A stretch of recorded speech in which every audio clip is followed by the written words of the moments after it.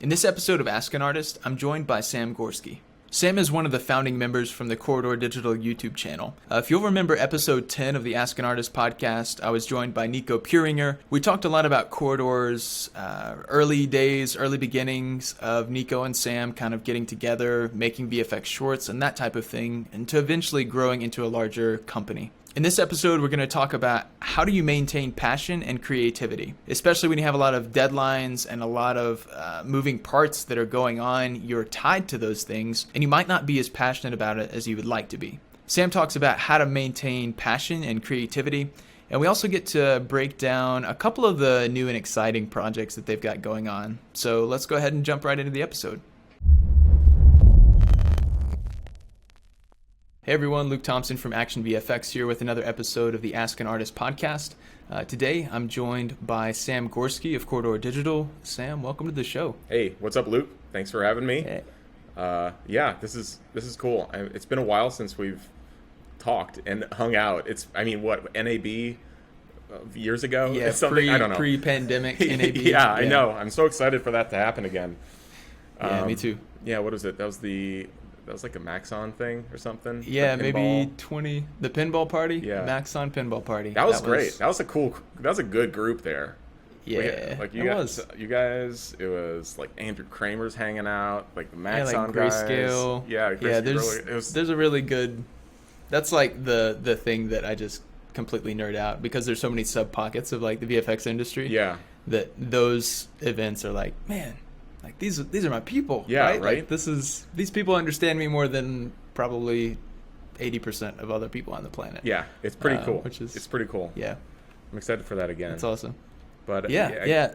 I guess there's a lot of catching up to do. I know you guys have been very busy. We have been very, very busy as well. Yes, and we're gonna dig into some more specifics of that. Really excited to kind of see all of the different things you guys are doing. Obviously, you're putting out tons of content as usual, growing your team, it looks like, as well. Yeah. Really excited to kind of dive into this a little more. You know, despite all that, despite all the like the growth and the stuff, like my day-to-day for like the last 2 or 3 months anyways has been like actually like using your stock footage like daily, lots of After Effects. Hey, like I know it seems that's what like I like to hear. I am not a manager.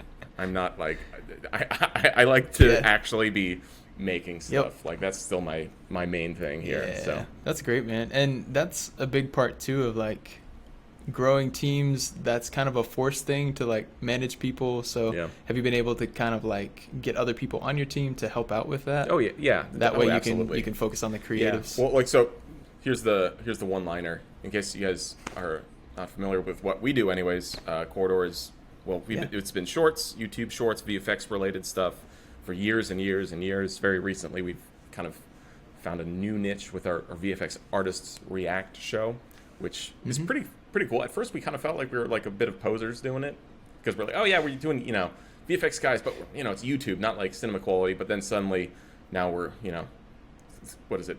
VFX supervisors from all of like Weta and basically the entire slate of movies from the last 3 or 4 years. We've managed to like get their attention. Weta is coming on. It's been pretty cool. Scanline, who's been doing a ton of really great stuff from like the Justice League movies to like the Kong versus Godzilla stuff, like pretty huge stuff.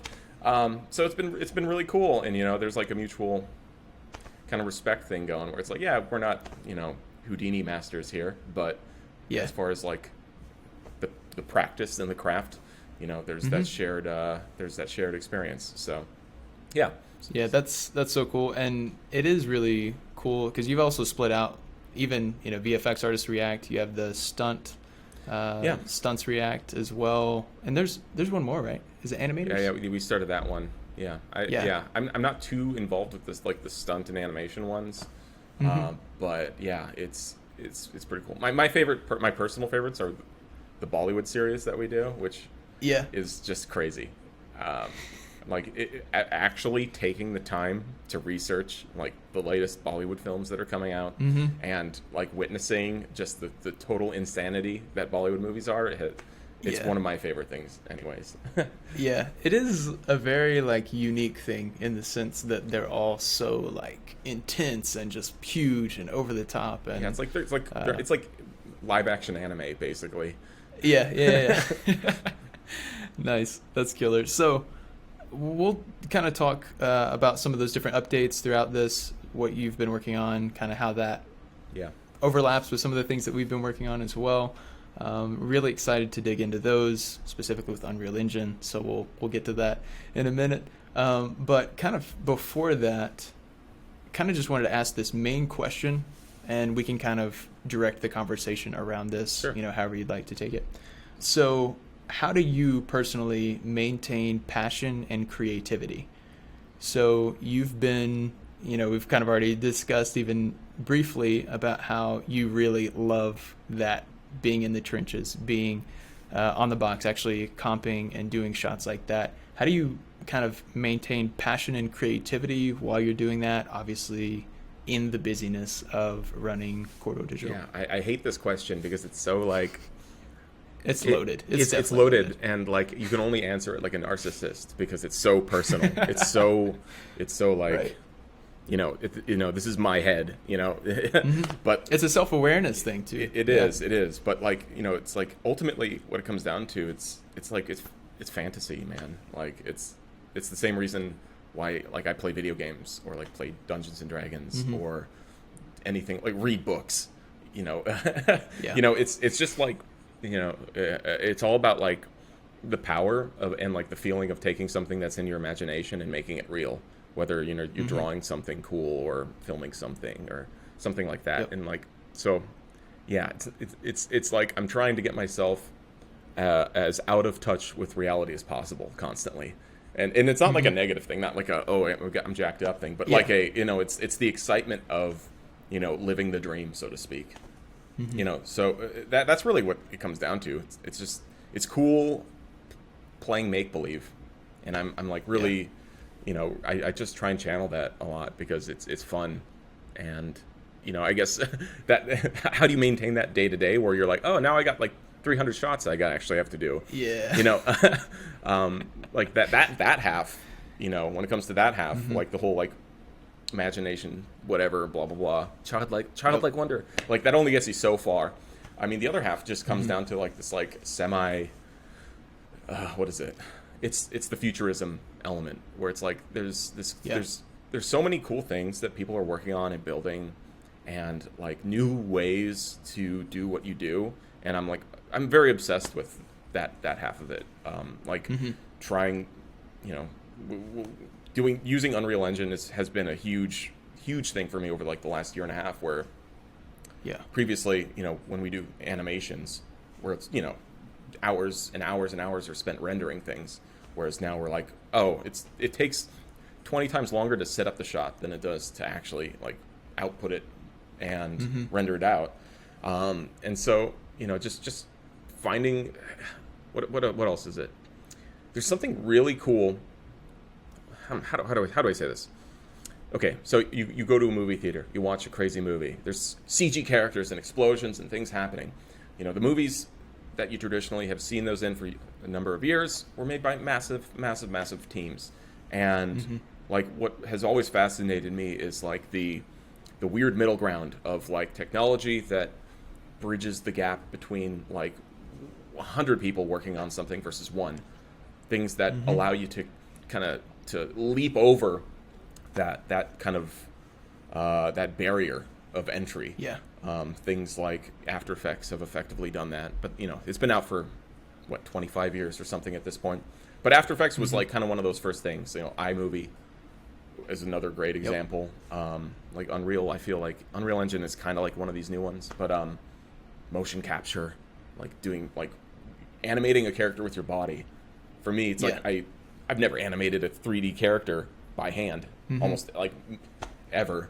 But motion capture, I'll do that all the time. I'll do that all day because it's once again it's that barrier. You get to leap over it, and now suddenly you didn't spend days, doing it like a run cycle for a character, but you did it in an hour with your own body. and so it's like that's the stuff that like on a day to day is keeps me really excited about doing stuff. It's like always trying to find new ways to do this. Like, is there a new gimbal that allows us to film something easier? Is there like a new mocap suit or some tracking software that allows us to help us make animated films faster? That's really the day-to-day version of it. That's great. I love how whenever something like a new technology is introduced like that, it's like you can see all the projects that you're working on or the problems in front of you through that lens of that new ability. And that's something that really resonates with me. I get really excited from any level of emerging technologies because the uses for our company directly, it's like there's a lot of things that could pop up specifically right now. We're talking like machine learning, artificial intelligence, a lot of those tools that are giving our editors in office the ability to like batch process and take out some of the more tedious work and work on higher level things. But those aren't always ready to just be thrown into production. And so I feel like at any time I have probably 10 or 15 things on my radar for whenever this gets to a point, if it does, I want to reevaluate it and see if it can be used for a product, for managing our team better, for helping, team culture or onboarding and offboarding and all these other things that kind of come in with that. And we just live in such a fast-paced world, and that's both good and bad. But it's bad in the sense that it's hard to keep focus and keep the distractions out. It's even hard to recognize what those distractions are. But the good is that things are constantly adapting and constantly changing. And as long as you can stay in that lane of understanding the new technologies and the way that they can be leveraged to make your life so much easier. It really is awesome. One of the scariest things that we face kind of in doing that is it's like committing to certain technologies or workflows or things like that because I feel like for me like the last 4 years or so has just been this like constant struggle to like there's new what's a really good one of the most recent examples. We filmed this D&D show. We're doing like virtual production. I set up an entire like tracker system to basically track the camera in real time, blah blah blah. And so we're 3/4 of the way done with the show now, and we got like a little someone whispered a secret that a company is coming out with basically an all-in-one solution for all of this, and I'm like come on, like I just spent all this time doing it and we're not even done with the show, and like this was like something I spent months working on, and now suddenly there's like an instant solution that fixes all of it, and I feel like the last few years it's always this matter of like you start one thing and then like before you're like, all right, well what's the best way to do this? You choose an option, and the moment you start going down that path, like something else comes out that's even better, and you sit there like was it like we were using a character creator and like Reallusion software to create digital humans, and like right in the middle of a big project I was working on, Made Humans from Unreal Engine got released, and I was just like, these look so much crazier and better. And so it's just that has been happening like month after month after month. I feel like now where it's you just kind of have to commit and just all right, whatever, follow through. New stuff comes out, but you just can't. Maybe scaling the projects so that way they like can be completed in like a 3 to 4 month window helps. But anyways, that's been a really funny aspect. That's awesome. So let's just dig right in to Unreal Engine. Obviously talk a little bit about this show itself, kind of the premise of it. You mentioned virtual production. There's a lot of really cool aspects that I think are going to allow that show to stand out. I'm hoping it's fun. I like it. Yeah, it's fun. So I basically, this has been a big project, but for the last years we've been releasing content on YouTube. We built our own website. It's subscription based, and the reason we did that is to, create. We used to have a Patreon, and we still do, but the problem with the Patreon is that it's kind of one way. It's basically a tip jar, and Yeah. we always felt that the people who like our work so much that they're willing to donate on Patreon, we want to be able to give them something a little bit more, and we also want a little more independence with the style of stuff we make, because YouTube as a platform, there's an algorithm, and only specific content can flourish in that algorithm. But as we know, that's not the only type of content that people like to watch. There's other things out there, and there's other things we like to make as well. So our website is kind of our solution to balance that out a little bit more. But yeah, the first big show is, I think the 4th episode just got released today. It's called Son of a Dungeon. It's a D&D show, but we're treating it a little bit more like a TV series as far as the way the editing is going, and also the way the visuals are being used, because rather than just show people rolling dice for an hour, we're populating it with a ton of actual visual effects, green screen shots, recreating tiny moments for context and establishing stuff and blah blah blah.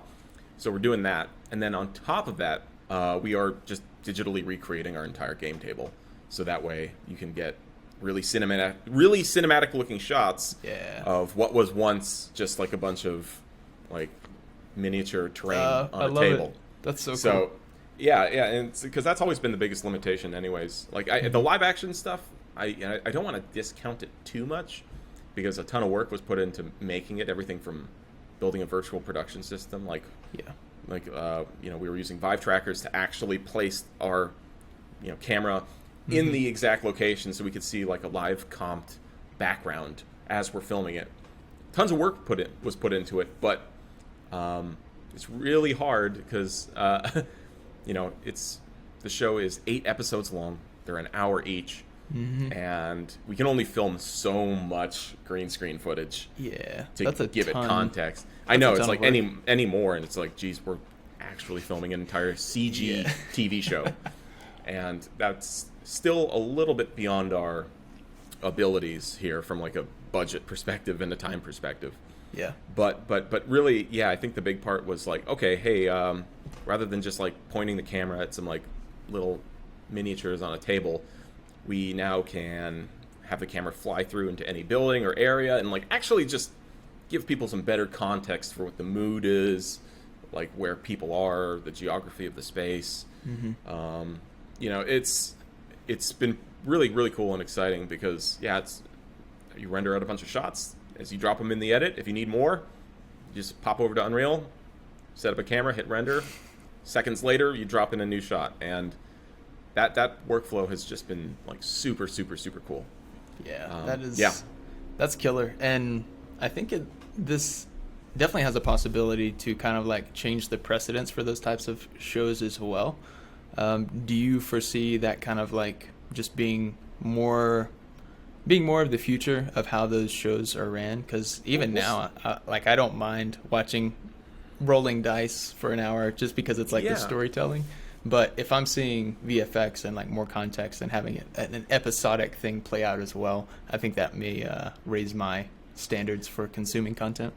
Yeah, I mean, maybe. I mean, I could imagine that other people might want to adopt something similar here, because when it comes to the actual for ignoring the green screen stuff for a moment, when it comes to the actual workflow of photo scanning this stuff and putting it into Unreal, it's really not that complicated. It's you're basically just dropping a model in and throwing some lighting on there, but it's not too crazy. It's really just the I think the big part here is, can you afford to edit your show down like we are? Because we're for every 4 hours of gameplay, we're editing it basically to under 1 hour.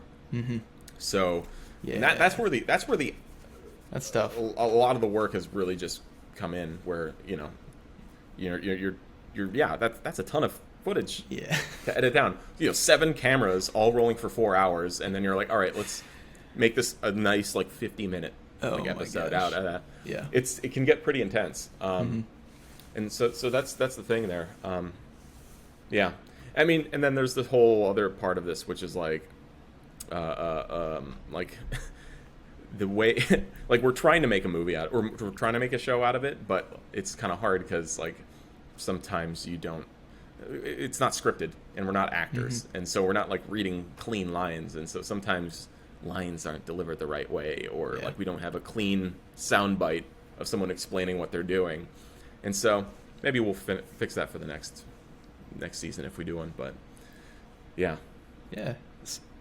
If you can talk a little bit about the assets used, because I know you guys had early access to our very exciting partnership with Undertone Effects. They're a real-time effects company doing amazing work in real-time effects.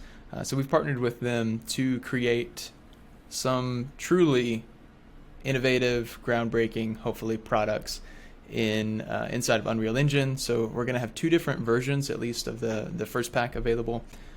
So there's going to be an Unreal Ready version and a Unity version. So they'll be pre-built, as close to drag and drop as you can get.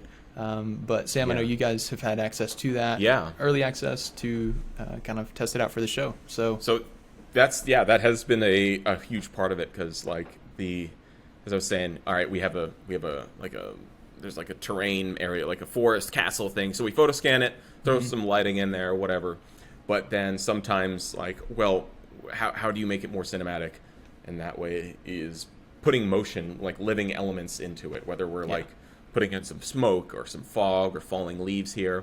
But then it gets more fun when characters start like doing spells and magic effects and things start going crazy. That stuff, you can't do it on the table. You're not going to like light part of your table on fire to show people that it's burning, and so that's been a huge part of this is as like these events happen, like trying to bring them to life a little bit more. And you guys sent us one of the packs of like the fire elements, which are really cool, because most of the marketplace assets that like I'm using right now are I kind of feel like they're like more for like mobile games or something like that. Where they have good motion, but they don't have the same level of detail and impact that you kind of expect from, I don't know, something like that. When we use your actual stock footage for stuff, it's 4K. The magic effects are 4K, and they're like super super detailed, super cool and vibrant. And so the fire packs that you guys sent us kind of channel that. I think you're like actually using, it seems like you're using elements that have been filmed already and then blending that into a particle system. Definitely. So that kind of helps that. I think it's just a very beautiful like partnership that we have with them, because they are the real-time, speaking of Undertone Effects, they are like the real-time pros. And because we have such a large library of organic stuff, that makes prime source footage, so it's not like they were simmed somewhere else. And especially as we kind of get into explosions and some of those other like more organic, like ready to roll things, bullet hits, I think you're going to be able to tell a pretty huge difference at the end result of, this doesn't look quite like everything else, because it was real at one point and kind of just converted through that. Well, like, not to be too much of like a real-time evangelist here or something, but hey, go for it. But seriously, like that's why I've been so obsessed with Unreal lately, is because of the drag and drop attitude. There's plenty of like programming and scripting and stuff that you eventually have to learn if you want to get the most out of it. But on a surface level, it's basically it's a real-time renderer. So if you want a scene, or you want to set up a scene, you just start dragging crap into your viewport. And you're looking at the final product instantly. Like there's no render phase to make it look significant. See you tomorrow, so I can see this.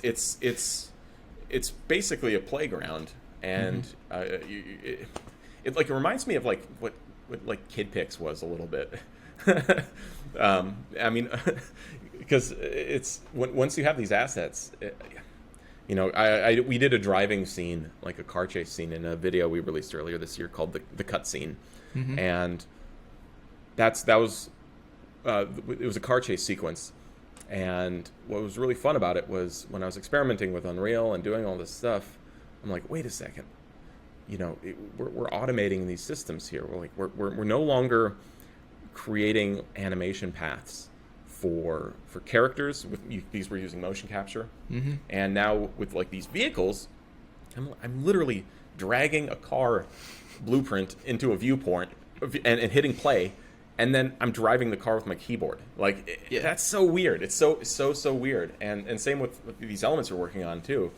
It's the same thing of we drag an element in, and then boom, everything's going. Particle effects are working, sparks are going, smoke is reacting, there's wind systems, there's like collision systems, there's lighting. It's just all there. Normally, you have to build out each one of those elements piece by one piece. by one, and stack them together and hope maybe that down the line in a year or something, when you have something else similar, you can find an old project file, maybe copy the assets over, hope everything still works. But the idea of this unified system, that's actually the bigger part here, because Unreal is so much more of a unified system where you don't need special plugins. Like you like, for instance, you open someone else's After Effects file, and yes, let's say I have the same action VFX footage as they do, but I open it up and I'm missing like 20 plugins. I can't like open a single thing. Like I hit render, it's not going to look the same at all. Even if I want to, it's like someone has a cool explosion effect that they've done. Like I have to copy each layer, and it's so specific to that one shot that you can't recycle it in like a variation of that shot or something like that. But yeah, in Unreal, it's there. Like everything coexists in the same platform, and it's wild. That's so cool, and I can't wait to see. I mean, obviously we have like MetaHuman, even some more conceptual stuff of how that could kind of transition over to like doing vehicles and ships and all these other side avenues that could be used to kind of pull together. I know I follow Matt Workman on LinkedIn, and I'm always so impressed by what he puts out, because it's like he just wakes up one day and it's like, I want this thing to exist. And then the next day he's doing a tutorial as his MetaHuman, talking about how to make a MetaHuman or something along those lines. And it's always so I love that level of like curiosity and innovation that is just constantly firing on these new types of platforms that can support that type of just new way of working. Like that's really what it is. Totally. Yeah, man. Another little anecdote on the same front is and everyone who's listening to this who is familiar with Unreal or has been using it for years, they're probably rolling their eyes at this point. But like just coming back to that idea of like using this renderer from a traditional visual effects artist standpoint is constantly blowing me away. Like if you guys are releasing like bullet hits as like assets, that's gonna be amazing, because like what we had to do previously, in After Effects anyways, you do a gunfight sequence. All right, well, you take a muzzle flash element, you put it on the gun, you put some muzzle smoke, maybe some light, maybe then you animate a tracer, and then now you have to put in your bullet hit, and maybe a spark hit for where it's going to hit, and maybe some lighting over there, and cool, now I've got like 7 elements, and then, okay, so let's say you go to your next shot. You can copy paste everything in there, but it's not going to work if the camera angle is different, if things are things change. Things it's not, and you're working with these like non-dynamic elements, but then when we're working in Unreal, it's you don't do any of that. It's you make a gun system. And obviously, anyone who's played a video game knows you can run around in a first-person shooter and spray bullets at random objects, and they all react differently because it's programmed. And like that's exactly what you're still doing here, where now it's all right. You pull the trigger of a gun, and all right, you do a line trace. All right, what object did you hit? What type? Is it supposed to be a wood material or a metal material? And depending on that, it just generates the right hit. And it's funny seeing that blend of like video games and filmmaking happening, because I mean, from a filmmaker's from like a VFX artist standpoint, I mean, doing a VFX shot once is fun, but doing like an action scene, for example, with multiple shots of people shooting guns and objects exploding and blah blah, it can get a little bit draining after a while, because it's monotonous. It's the exact same set of elements that you're just doing shot after shot after shot after shot, and you always like go, oh man, I wish everything was just like in this nice little easy to use package where I could just drag like one element in there and it does all this stuff for the gun, and one element in there, all this stuff for the. It's like, no, it never works like that. But yeah, it will. But it will, hopefully. Yeah, and it can. That's the game plan. If we have anything to say about it, that's what it's going to be like. Yeah. It's really cool as well. So in season 1 of Ask an Artist, I had Hazraf Dalil on, and he's actually developing a film, because you mentioned the crossover between video games and kind of how they operate. Yeah. So he's actually developing a film that is going to be, it's going to have a short film paralleled with a game, all made in Unreal Engine using virtual production and some other That's cool. Other things, and they're going to be released at the same time. And so you can play through the same story, just reusing the same scenes, but it's really cool to kind of have both of those in development at the same time. And he's sharing a lot of really cool behind the scenes stuff as well. That's just like, man, that is so cool, because it's the exact concept that you talked about. It's just, hey, instead of this, let's just run a cut scene, and then we'll use that as a shot for the film. And now just build out the game side and have some more mechanics for how people can get hit and fall over and stuff. Yeah. Are you familiar with the So Crispy Media guys? Yeah. Yeah. I was talking to them a lot this year as we're developing the whole virtual production space, because they definitely got a pretty good jump start on it.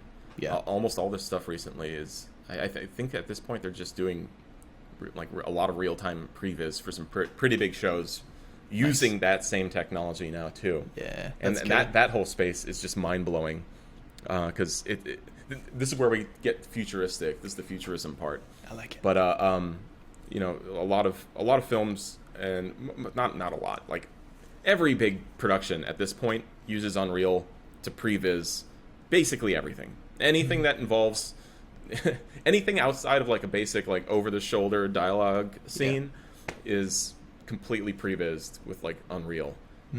All the stuff for Disney, all that stuff. I mean, they have their own system now. I don't think they're using Unreal anymore, but it's like it's the foundation for all filmmaking. And like, have you heard about like how they do volume scouting for like The Mandalorian and like these virtual productions? Not too much. Well, since it's all on Unreal, they're prevising it all on Unreal. Basically, everyone just puts on VR headsets and they do team VR scouts of their virtual locations, where they can basically spawn objects and they can draw in the world. And basically, you have your cinematographer, your director, you can bring in producers, digital set designers, like, and so you have this group of it's like a multiplayer, like 10 to 12 person group, all wearing VR headsets, all in different parts of the world, all on a virtual film set, basically, filling out the environment, and then a month or two later, when they arrive on their set, their digital like they've got background is all exactly how they set it up. And that's so cool. It's absolutely insane, because that was like one of my first thoughts too when we started going this route of virtual production, where I'm like, could we maybe have like a stable like multiplayer server where we could just like have people just join in, even if it's on a PC or on a VR headset, and just it's kind of like a game where we're making a video, and you see us in our mocap suits making a video. You can like even see like a floating dude with a camera, but just allow people to sneak on this virtual set where we're actually filming during that time. I think the technology is definitely there. It would just be a matter of organizing it and making it happen. So that's like for like what I'm thinking is, all right, let's say you have a big battle sequence where there's like, all right, I want 100 people in a gunfight over there, but I don't want to script it. I don't want to like animate it. So like maybe can I just like get a rudimentary like first person like shooter system going, and just go on Twitter and say, hey, anyone want to be a virtual extra basically in this huge battle scene? Welcome to the metaverse. And so we film a scene. We capture the data of everything, and now suddenly we have this like, it's like 100 extras in a giant battle, and it's not AI, it's not like scripted, it's actual people doing their thing. Yeah, that'd be really cool. And I think even back to the, how you're doing the VR location scouting and stuff, that I want to say maybe it was season 1, because season 1 of The Mandalorian was when it was Unreal Engine. But I saw like just one of those like half-second behind the scenes cuts of Jon Favreau with the Quest 2 on. And so it shows what he has like on screen, and he's just like looking around. And I like remember absolutely nerding out over that, of like, I want to get my hands on that, and I just want to like hang out and look in that environment. Like give me 15 minutes, I'll be done, I'll leave everything just how I left it. I just want to like run around and see what's up. One thing that our big existential question we pose to everyone now is the volume stage visual effects or special effects? That's a great question. Because technically it's all captured in camera, so that's special effects. But obviously visual effects play a big role in getting you to that point. Yeah. So I don't know. It's like, what is it? Or is it both? And I think that's what's cool right now, is the weird intersection of special effects and visual effects now, where it's like the term almost kind of doesn't matter too much with a lot of these new technologies that are out there. Because I was talking with a guy who was on the first season of Mandalorian, and this is crazy. Like they need some props. All right, they need some big crates. So what do? Well, they go to the prop builders and they say, here, give some concepts for some cool sci-fi boxes. And so they build the actual sci-fi crate in real life. But then the second stage is that they photo scan it. They digitize the real prop that was just made. And so then what they do is, when they're filming, they have the real thing there on set if they need it. But they also have the digital version that looks identical. Yeah. And so then they digitize it and they put it onto the screen behind them. Yep. And they have the real one there too. And it's just like this. I don't know if it seems that crazy, but it kind of is, because it's this weird blend of we're still making these. We're making physical items, but we're digitizing them, and then we're filming the digital version of it with a real camera. Yeah. And it's. I don't know. I know. My brain feels the exact same way. And it's like, we're filming a digital box with a real camera. What? I don't know. It's amazing. The fact that it can just be so versatile, and we've used the term a couple times just in our conversation here, but drag and drop. And like, being visual effects people, we know that there's no such thing as drag and drop. Like, that's just, at the end of the day, you're going to have to do something, whether that's in the comp or prepping whatever you're dragging to fit. But it is so exciting to see how close we can get. And with Action VFX stuff, whether that's Unreal assets or any other traditional like 2D stock we make, we try as best we can to get it to that drag and drop. And so that's removing bugs that fly through explosions, or birds that fly through explosions, because apparently that happens because they're loud, and scares birds that are just sitting in the field somewhere. Jesus.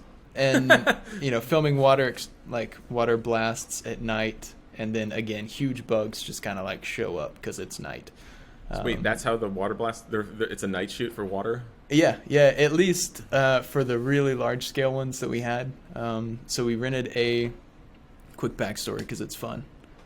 Exclusive on the Ask an Artist podcast. Ooh. So we had this idea. So we knew, okay, we're gonna film some massive water effects. So not like fire and water happening with like a big explosion, but just like water splashes. But there's obviously like an explosion taking place. So how are we going to do this? Kicked around a couple different ideas. Well, we found a pool that was 30 feet it's like 30 feet in diameter. And so it was round. And we were like, we could just take this pool, take it down from where it's at, because some people were wanting to like throw it away, take it over to the studio we're filming at, set it up there, and then we're just going to blow it up anyway, right? Like, that's probably fine. So we spent 2 freaking days taking this pool down and transporting it, like, over to another town and then rebuilding it. And at this point, like, we haven't, we're not construction people. We've done a very poor job. Maybe someone that knew what they were doing would have done better, but we finally get everything up. So it's like, okay, so we're filming tomorrow. Here's a production schedule. We've got this. So we put like 3 or 4 water hoses in the thing. It's just filling up. It's going to be a long time, but it should be done by tomorrow. So we go home. Somebody's still at the studio. We get a phone call and they're like, hey, you may want to come check out this pool you built. And we get to the studio and there's no pool. It's just completely collapsed because of the weight of the water that was in it. And oh, no. Oh my God. It has just ripped apart like the lining and everything else, and it's scattered all throughout like this field and parking lot area. So oh my God. We were like, all right, well, we're supposed to film today. So what do we do with this? And so just like any other person in need, we went to Walmart. And so went to Walmart, said, give us your largest pool, please. We're going to blow it up. And loaded it up, finally got it back. So unfortunately, we had to like blow up a brand new pool. But it still made it. Like by the end of the thing, it was done. It was pretty ripped out. How many blasts can the pool take? That's like how many licks to the center of a Tootsie Pop. It can very much depend. Even towards the end, I will say we reinforced it with like really huge, thick cargo straps all the way around. Yeah. So we tried to just like keep it intact so we could make sure we get the shots we needed. But even at the very end, we just like hit it a couple times really hard and it wouldn't collapse like all the way. So I think the probably straps starts leaking though. Yeah. Oh yeah. And it was just like not. I wouldn't swim in it. Just because the water, we use like some black powder and stuff, so the water's just like a terrible swamp. But with that, we had these really huge lights outside because you need so much light, especially when you're trying to shoot at a higher frame rate. Yeah. At night for water, which is just difficult to light anyway. So that was an experience. But all of that to say, we go through those pains and the tears and the frustrations to hopefully bring together that intersection of this is a product that as close as we can get it to drag and drop. But it's a lot of work sometimes. Makes me cry, but also really happy at the end of the day because it is fulfilling because that's something that other people don't have to do. Like we're able to take the brunt of that work. And we've been able to build custom tools that don't exist for After Effects to kind of make our pipeline a lot easier in that regard too. So, fun stuff. Do you remember the April Fool's stock footage pack? Did we ever talk to you guys about that? So, we've filmed some, but we missed this last April because I was really wanting to do it, but then we had to prioritize a real product. Yeah. And then I felt kind of sad. But we do have one that's already been filmed, and it's a cool. I don't know. I can't tease it. It's okay. I've always wanted to put that together because, like, I don't know. Yeah, what was like we were talking about like Grandma's Ashes 01 side, and it's just like. It's just like a smoke puff, and it's just like they're just like normal stock footage packs, but like you color it with the most ridiculous titles. So like, wait, that's what this is? Like that's what you're filming? We've got some because we wanted to do like ones that could actually also be really usable. Oh yeah, no, absolutely. They would all be like 100% usable. They'd be like, you start. This is the stock footage pack where you begin any project. Yeah. Another one I had on my private memory bank was stock footage, just to be like a play on words. And so it's like real stock footage, and then it's just like this overblown like used car commercial for like, come get your stock footage, and it just builds on itself. It's that's funny. It's pretty lame. My dad jokes are intensifying for sure. That's funny though. Oh man. Nice. So Sam, do you have like a kind of common approach, whether it's through virtual production stuff or any other type of visual effects that you're approaching? Is there a common approach or method that you apply to each project? Like if something comes across your desk or you get a certain idea, is there like a certain lens that you view that through to try to figure out if that's a project you want to take on or not? I mean, yeah, but everything it's scale based more than anything else here. Where we just go, all right, like how long is this going to take to make? How many people? And we try and keep those pretty low because especially if it's going on YouTube, it means we got to be pretty efficient with how we make it. So what's the minimum amount of people and time that we can like use to get this done? But that's usually where the second half of this whole thing comes in that I was talking about earlier, which is, all right, what's like the creative way to approach it? Like where can we excel by doing some tricks, so that usually means like, all right, is there a cool new camera that has been released, or there's some new VFX tools that we can use to basically make it feel like we did something that would have taken 10 times longer to do, but in the time we had. I mean, that's basically it. At this point, we it's pretty open creatively over here as far as what projects we decide to embark on. I mean, in a weird way, I guess actually one big thing is does that project allow us to use something new and cool? Yeah. I think that's really what it comes down to, because that's what gets everyone really excited here. The moment we're like, oh, hey, here's an exclusive tool or something that's just been released or something that there's some hype behind, like, being able to tap into that on a weekly basis effectively is something that really drives what we do and affects that decision. But also it kind of works well with the platform, especially if we're doing stuff for YouTube. Being able to just say in your title, hey, we did a cool new thing. Here's something brand new that no one's doing right now. Yeah. Here's our take on it. It kind of works hand in hand. So I think that's basically it, though. Nice. Yeah, that is really cool. So kind of wrapping up, before we do that, I want to ask one question. One more. I've asked plenty so far. What is kind of your favorite project it's been over 10 years at this point, right? Oh, yeah. Of Corridor Digital. How do you, is there just one project as far as like your personal favorite that has just stood above the others? Yeah. Oh, yeah. The one it's really memorable. We did a short for the Shadow of Mordor game that came out years ago. This was like 2014 or 2015, I think.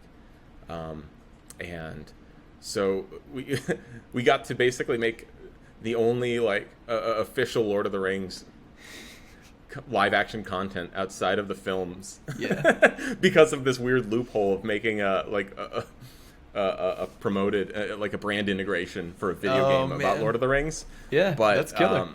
Yeah, and the video, it's not without its flaws, but the experience of making it and how it came out, so happy with it.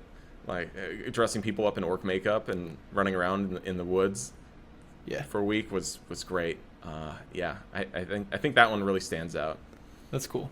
It's like, with that, was there still a lot of like guidelines you kind of had to abide by as far as creatively making sure that the universe was there's minimal dialogue helped that.